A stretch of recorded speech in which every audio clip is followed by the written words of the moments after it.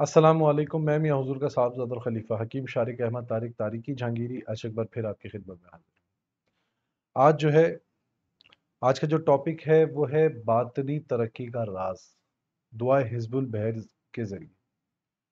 अच्छा, ये अमल जो है वो थोड़ा सा मुनफरिद है, लेकिन बहुत ही मुजर्रिब और बाकमाल अमल है।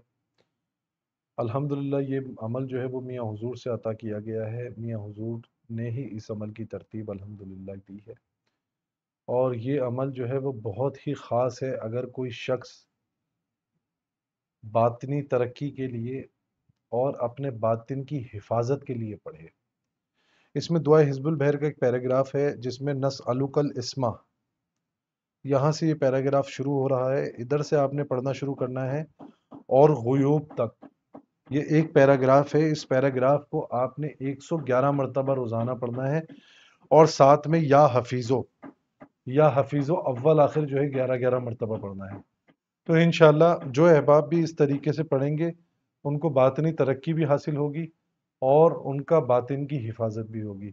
और इसी के साथ साथ अल्हम्दुलिल्लाह आप लोगों को एक चीज़ और बताना चाहता हूँ कि वो अहबाब जो कि दुआ हिज़्बुल बहर से बहुत ज़्यादा ख़ास मोहब्बत रखते हैं या अमलियात का बहुत ज़्यादा शगफ़ रखते हैं, तो उन अहबाब के लिए एक बहुत बड़ी खुशखबरी है कि अल्हम्दुलिल्लाह मरकज़ से आलमी मरकज़ी खानका तारिक जहांगीरी की जानिब से जो है वो दुआ हिज़्बुल बहर